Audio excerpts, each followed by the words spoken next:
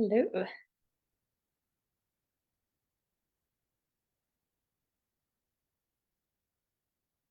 How's everyone doing this Sunday?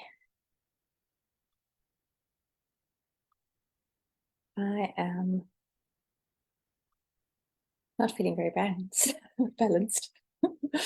But yeah, I thought it was actually quite funny that I was doing this live on work-life balance when I actually had my when I had my last day at work on Thursday. So my balance is a little more towards the non-work side. But yeah, it's definitely not feeling particularly balanced with all the moving, and we're heading back to South Africa soon. So yeah, it's a lot. um, and yeah, so yeah, I thought that was funny that I'm talking about work-life balance now in this period of my life. We're going to have some fun with it. We're going to explore some of the different concepts around it. And while we're waiting to just see if anyone still wants to join us live, I'm Sarah, health and career coach for women clinicians. And yeah, this is one of the topics that comes up a lot. A lot of clinicians are really wanting that work-life balance. And yeah, today we're going to chat a little bit more about what exactly that actually is and what we might be able to do to start creating that intentionally. So I'd love to hear from you guys.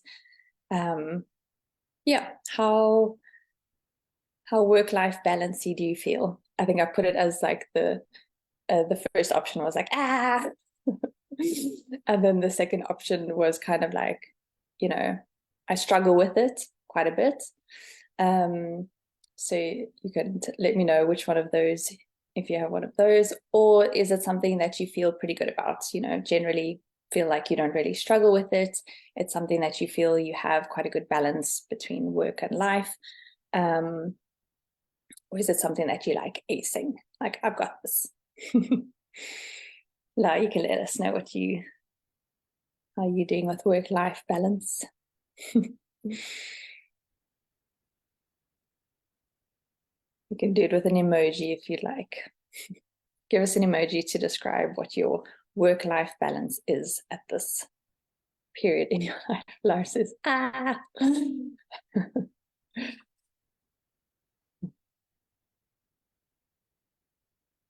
I'm sure a lot of people can relate to that feeling. Okay, cool. So let's go ahead and get started. So we talk a lot about, wanting that work-life balance. But where I wanted to start was maybe some of the reasons, or let's say things that might prompt you to start saying, I need better work-life balance. And that can be things like feeling overwhelmed or burnt out or exhausted. Maybe you dread going to work the next day. Maybe, you experience what they call Sunday scaries, where you don't want to go to work on Monday, or you're anxious about it, or you're dreading it. Maybe just feel completely overwhelmed with like everything that there is to do. Let me know if any of these resonate with you. And then also feeling like you almost you're not really present in every area of your life. So when you're with your kid, you feel like, oh, you're thinking about work, or when you're at work, you're thinking about, oh, I should be with my family, or whatever it is. Like there's this conflicting, hey, Vicky, there's these conflicting priorities. When you're in one thing, you want to be doing the other thing, or you feel guilty that you're not at home with your child, or when you're at home, you feel guilty that you're not working, or when you're resting, you feel guilty for not doing both, whatever it is. There's kind of like a conflict in your priorities, and you feel like you can't really just enjoy and be present with whatever you're doing at that moment. Maybe you just feel really stressed and anxious. Maybe you have certain kind of health problems that you might be linking to, being chronically stressed and overwhelmed and just doing too much. And then one of the things that often comes up with clinicians as well is this feeling like our identity is completely tied to our work. Like if I'm not working, like who am I? What is my purpose? I feel like that you sort of overwork or have work dominate your life from the perspective of like, I don't really know how else to do it, because that is my whole identity, or like a really huge part of my identity. So these can be some of the things. Let me know what you're resonating with, or what you've experienced in terms of symptoms, or, you know, just things that might trigger you to think, I feel like I need better work-life balance. Like, what is that for you? Is it more overwhelm? Is it more inability to be present? Is it feeling like your priorities are conflicting? Feeling burnt out, overwhelmed, stressed?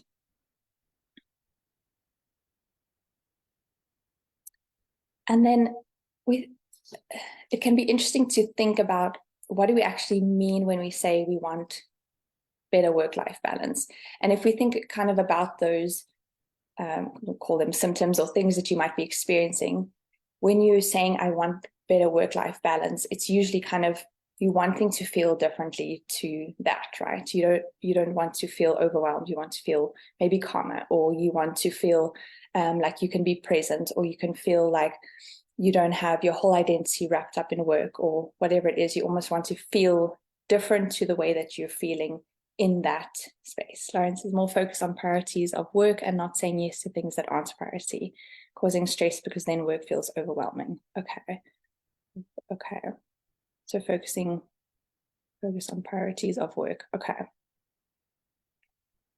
Yeah, so like work is sort of the whole, or everything, and it's being prioritized even when maybe you don't want to be prioritizing that. Is that kind of the feeling? Yeah, I can imagine that feels overwhelming then. And it's like all work. And I have to do all these things. Oh, so you're avoiding work. Okay, so almost like, yeah, you're saying yes to other things that aren't the priority, and then work is getting sort of becoming on the back burners. Okay. And then saying yes to other things when I need to work. Okay, gotcha. And then work just becomes this bigger and bigger thing because you kind of avoid it. Okay, so maybe we want a sense of like, I'm getting to all the things, like maybe that's for you, like I'm getting to the things that I want to be getting to. I'm prioritizing the right things, let's say, or the things that I feel should be prioritized. Or maybe you want a sense of like calm, being able to be present, almost like being able to switch off, right? Like when you're not at work, that you can switch off mentally and you're present with the next thing, or the other way around, right? Maybe, yeah, feeling calm, a sense of presence. And then also I think a sense of like, I'm actually doing these different areas of my life. I'm doing it well, right? Because that's also sometimes the concern, is that we feel almost like divided between all our roles and responsibilities, and then it feels like we're not doing any of them well, right? Like, I'm not doing work well, I'm also not doing the parenting thing well, and I'm also not doing the friend thing well. So probably that kind of sense as well, like I want to feel like I'm doing these things well as well. Okay, so one of the things I just want to go into a little bit is like some of the areas that we might get a little bit caught up in, or things that we might struggle with when we're trying to create work-life balance. And the first thing is just that it's a very vague thing, right? We just like say that and we use that term, but we don't really define what that actually means. And I think a lot of us have the sense that I'll just know when I get there. Like, I'll feel a certain way when I've like, got my shit together, or I've achieved this elusive work-life balance. I'll know because I'll feel a certain way. And I think one of the problems is that we can kind of chase this thing that we haven't actually ever truly defined for ourselves, and we might never feel like we actually get there, right? And when we're chasing also an emotional state, that emotional state can be also very elusive. If we just kind of, we use a similar thing to like, got my shit together, or I'm good at my job, right? We say these things, but we've never defined what that actually means, or how we know when we've gotten there. And so we just kind of keep going, and we hope that at some point we're going to feel like we're good at our jobs, or we're going to feel like we've got our shit together, or whatever it is. So that's the one thing, is just let's define it more clearly, right? Like, how will I know when I've achieved work-life balance? What does that mean to me? What are kind of like the signs? Hey, Jane.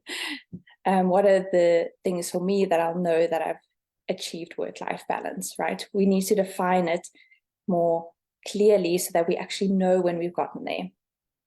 And not rely on, I'll just know, or I'll just feel a certain way, right? The second thing that often comes up as like a barrier or a problem with this is we seem to have a tendency to compare ourselves to others. So other people seem like they are doing this work-life balance thing amazingly. Other people seem like they're cool and collected and they've got their shit together and they're like breezing through life, right? We have this thing about how other people look like they're coping or have this kind of balance, right? And you can let me know if you tend to do that. Just compare yourself to how other people seem like they're doing. And I'm sure that you can think of an example of a time in your life where other people thought you were that way, right? Other people thought you were just, you made things look really easy, or they said, oh, you're amazing, you just do all of these things, or whatever it is. Like we can reflect it back and see that sometimes we also look like we're, not having issues even when we are. But also we just never know, right? We never know what's going on for someone else. And it's also so individual, right? We all have I like to use like that analogy of a tank, right? The tank is our capacity, and anything that we are using up in terms of our capacity is being drained out of that tank. And we all have different capacity for different reasons, right? Sometimes we have so many different priorities that are competing for our resources. Sometimes we have a chronic illness or a mental health issue that is also draining from that tank, right? There might be societal issues that is draining from that tank. So every person has their own individual, unique tank, and we can't be looking at other people to see how we should be coping or not coping, right? And then again, that reflection of like, sometimes you also look like doing things easy breezy, right? And not everyone is very vocal about their struggles. For a lot of people, there's a lot of resistance and a lot of, they have their own issues with letting people know when they're struggling. So please don't use that as a sort of a measure of, other people are doing this well, or they seem to be handling it fine, so I should be as well. And then one of the other things that I think can be a bit of a barrier is this idea that we're just kind of separating all these parts of our life, that everything is completely separate, right? Like work is different to life, right? Like when did that separation even come in, right? Like what qualifies then as life and what qualifies then as work, right? So maybe there's some room to not completely compartmentalize our life so much, right? It's all our life. That's all our human life. Our work is, our parenting is, our friendship is, everything is just part of our human life. And we don't necessarily have to have like work and life competing with each other, because they actually aren't that separate entities, right? So that, yeah, social media hides what people are going through as well. Yeah, that's definitely true. We see a lot of that stuff on social media and think like, oh, well, they're doing this and that and doing all the things, and I should be able to do all the things and still be calm and collected. Yeah, so thinking about like, what if, rest, for example, is part of your role at work. Rest is part of being a parent. Going to work and being fulfilled in your career is part of being a parent, right? Is part of being a friend or a partner. So seeing these things as, sort of integrated parts of our life instead of completely separate things that are competing for each other. We often tend to also think about it as like this thing that we'll arrive at. Like, I'm going to arrive at this place that's called work-life balance, and then I'll stay there forever and everything will be amazing, and, everything will be fine once I get there. And we can think about it more as it's always going to be changing and shifting. there's this idea, even with homeostasis, for example. Homeostasis doesn't mean you're always at the same level. It's what they call a dynamic equilibrium, right? So there's an equilibrium, but it's dynamic. It's always shifting and adjusting, and you might at different periods of your life be prioritizing different things. You know, when you're a new parent, your work-life balance might look very different to another phase when your children are older, or when you're early in your career versus later in your career, or when you are owning your practice versus working in employment, right? At different phases of our life, we're going to have different balance. So if we think of like a balance, we're not necessarily thinking of 50-50 split between work and life all the time. Let's think of it more as like that balance is always going to be constantly shifting and moving back to the middle, going back the other way, whatever it is. So it's shifting the whole time. It's dynamic. It's not just at one level the whole time, right? That's the same thing with stress and recovery. We don't just never want stress or always be calm and never be affected by anything, always be kind of in this, you know, this zone here. We want to be able to meet a stressor. We want to be able to mobilize resources. We want to react to it. We want to be emotionally affected by things, right? We don't want to always just be like, emotionally kind of at the same level. We want to be doing these things, but then we return to baseline. So it's dynamic. It's not just one line. And again, when it's vague and we don't know what it is, and we're thinking, I'm just going to arrive there at some point, like that's a very difficult thing to do. And it's never going to be just this point that you arrive at and you achieve it, and then it's always that, right? It's always going to be shifting and changing.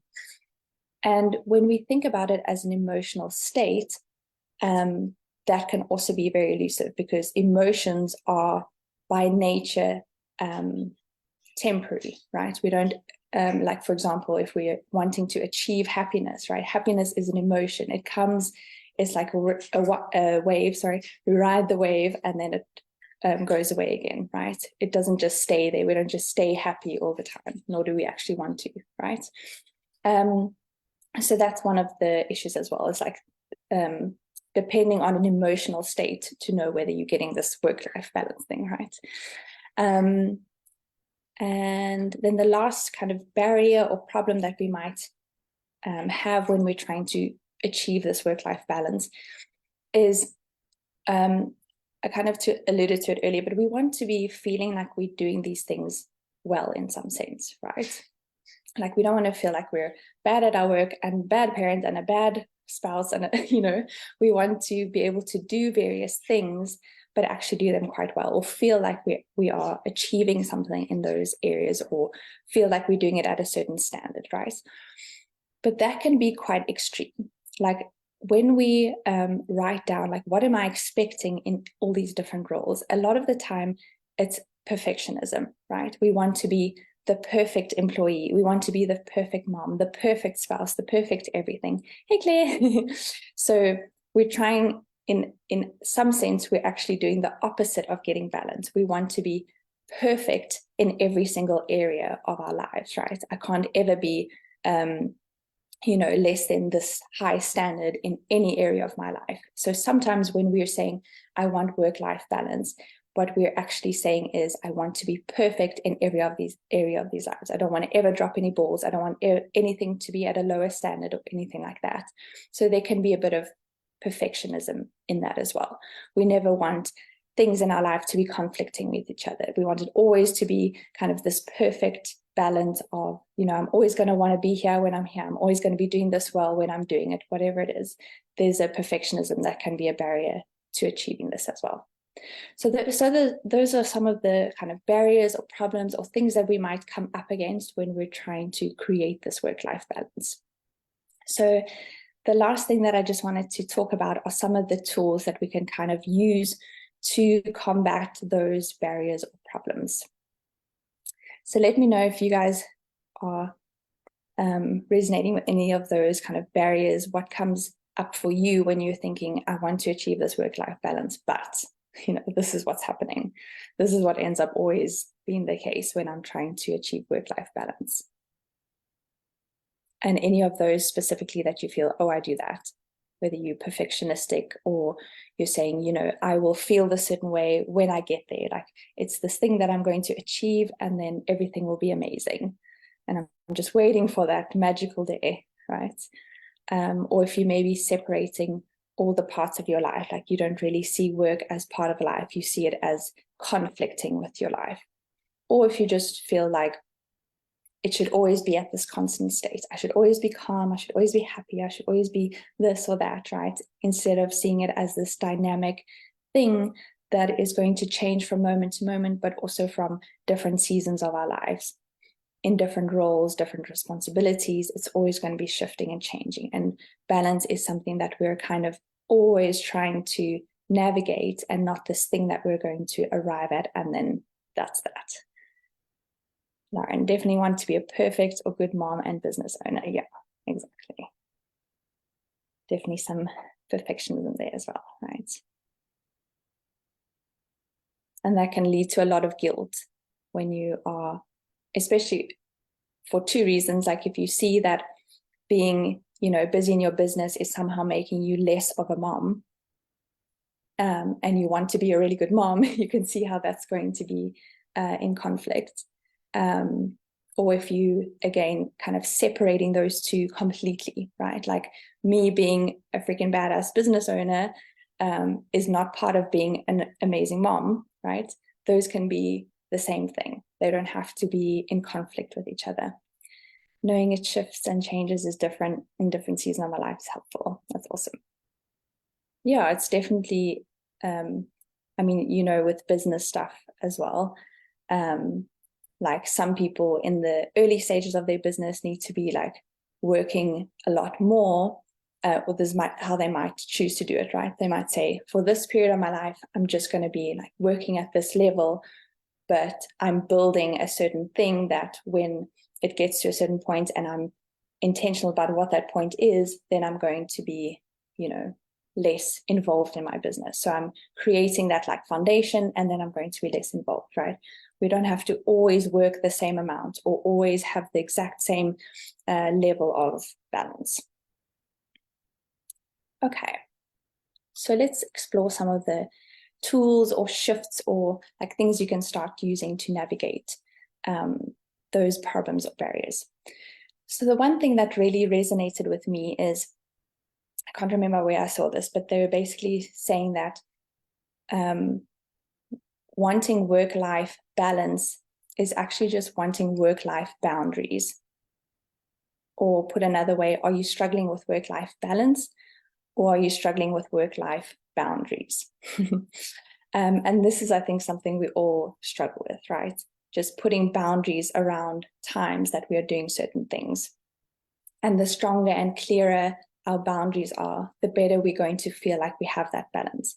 When we are at home, but we don't have clear boundaries of like, now work is done, and I'm not, for example, answering my phone for any work things or messaging people about work, right? Maybe if there's a clear boundary, yeah, Lauren can relate. If there's a clear boundary, then you will have more of that balance. Otherwise, they're always kind of bleeding into each other, and both are not, you're not really fully present in one or the other, but they're kind of the same thing, or they're going into each other, whatever you call that. So work-life boundaries. Jane, love work-life boundaries. That's awesome. You can let us know where you struggle also to put down boundaries, right? Because that's easy to say. I can easily say like, oh, you guys, we need to have better work-life boundaries, right? But there are reasons we don't set those boundaries. So that was one of the tools as well, is like exploring the resistance to doing that thing, right? Where's the resistance? What are you dreading if you had to set a certain boundary? What do you think is going to happen? What do you think is, what are you anxious about? What are you dreading? One of the things that can be really helpful to explore is that resistance. Okay. And then the other tool, or one of the other tools, is just a sense of intentionality. So we are defining what work-life balance means to us. We are defining what is that split for this particular season of my life. Maybe we're being intentional about, I'm doing this split for this amount of time, and then I'm going to have a different kind of split, and I know when that time is going to be, right? So just being intentional about these things, and defining it for our unique situation, right? So you, in some sense, are not feeling like life is just pushing you and pulling you around, and you just have to kind of like respond, and you always have to be there for everyone and always have to do all of the things, right? That life is not pushing and pulling you, but that you're being intentional about how you're doing these things. And then I think one of the very important tools for all of this, I did a live on this as well, like just being present.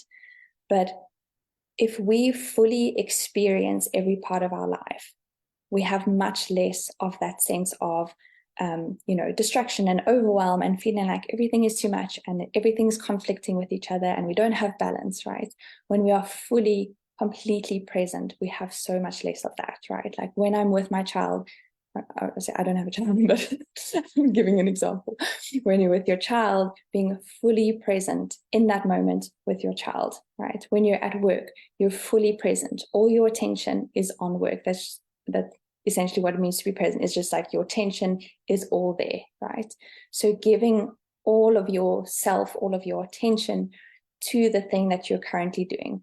I remember seeing this cartoon. It was basically a guy in different scenarios, and then it shows like what he was thinking about, and it would be like he was at work and he was thinking about being with his wife, and then he was with his wife and he's thinking about playing golf, and then he's playing golf and he's thinking about work, right? So part of that is just being completely present in every part of your life so that it doesn't feel like you have this lack of balance. Jane says, started my coaching business operating from home after being a full-time working woman with a family for 30 plus years. That's amazing. So yeah, you know all the roles and responsibilities and all the different things. And yeah, so the other tool was part of that, that idea of not just thinking about it as always being one thing. Like you don't want to always be calm or always be happy or always be one thing, right? Sometimes when we think about balance, we think of like, if you're thinking of like a seesaw, right? It's balanced in the middle. But you can think about it more as like it's going to go this way and then it's going to go that way and it's going to go the other way. Sometimes it might come back to kind of, level, but that isn't really what life is about. We don't just want one state and one emotion all the time, right? We want that dynamic equilibrium. We want to be fully present. We want to fully react emotionally to what is going on right now, right? We want that up and down, that dynamic full experience, that whole experience of being a human, right? Not just this like kind of flat line. And then the last tool that I just wanted to talk about is this idea of, if you think about, if I had to have right now perfect work-life balance, how would I feel? What is that emotional state? How would you describe that? And you guys can let me know what kind of words you'd use to describe that. Like if you had achieved that amazing work-life balance, how would you be feeling right now? What kind of emotional state, or what kind of, yeah, except up and down versus perfect flat line. Yeah, exactly. Yeah, the up and down is part of being human, right? Or is what it means to be human.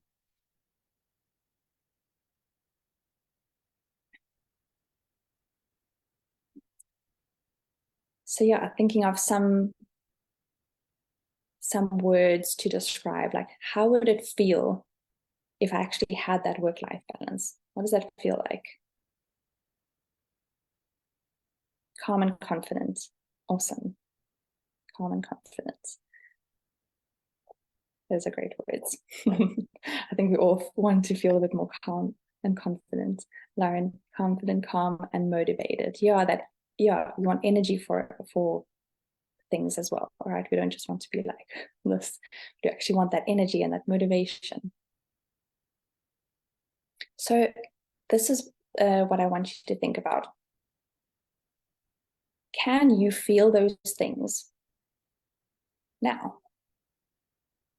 without anything changing, without anything shifting in terms of like your priorities or your roles and responsibilities, but can you actually feel, like, can you produce that emotion or that state? Can you feel motivated right now? Can you feel calm or confident just now, right here? Like, almost another way you can think about it is like, whoever that person is who's like got their shit together or has this incredible work-life balance, who is she? Who's that person? And can you already be that person without needing anything to be different, right? That's part of why I was saying like chasing an emotion is difficult because of that, right? It doesn't really directly come from what's happening or how balanced we actually are or what we're actually doing, right? It comes from certain ways that we're thinking about it or what we are, how we're conceptualizing it. And just realizing for yourself, like, I can actually feel calm and confident now. I don't need to actually change anything, right? And that's not to say we just what do you call it, just produce the emotion without then actually making changes that need to be changed, right? It's not a way of just kind of like bulldozing over what we need and want and almost like pretending that we don't need changes or something shouldn't shift. And we say, oh, I can just, produce that emotion and then nothing has to change. It's just exploring that idea of, oh, I can actually create, I can actually produce that emotional state that I'm seeking through other things. I can produce that with myself. It's like it gives you also more control and more autonomy in some sense. You're not relying on other things to be different in order to produce that state. Definitely not calm and confident now. Too many things hats on my mind right now as I plan my new week. So let's think about this, right? Even with, it's like yes and, right? Even with everything that you have on your mind and as you plan your week, thinking about if you just be completely here, present with what is right now. Can you feel calm? Right? That person that you're thinking, oh, she's dealt with all of that, right? She's done all the things that you have on your mind, right? She's all the things that you're planning on doing, all the roles and responsibilities, she's done that already, right? She's there, she's on the other side. Who's that person? How does she feel? How does she think about things? And how can you kind of embody that same feeling just right now? Awesome. So those are some of the tools that you can use. See what resonates with you, which one feels like something that is helpful for you. And it also depends, of course, on a lot of the let's say the reasons why you might be feeling that imbalance, right? Is it an actual, you're in a workspace that isn't actually conducive to having a life outside of that or having any other priorities outside of that? Or is it more something that the way that you're thinking about it, or the fact that your identity is tied to that, you feel like you literally can't work less, right? All these kinds of things. There might be different reasons for that feeling of, I'm feeling overwhelmed, or I'm feeling stressed out or burnt out, and I don't feel like I have that balance. And depending on which barriers you're finding when you're trying to create that work-life balance, you might have different tools that work and at different times, right? Different tools for different periods of our lives, different times, and different areas. Hope you found that helpful, and I will chat to you guys soon. Have a great Sunday, and thanks for joining live. See you guys soon.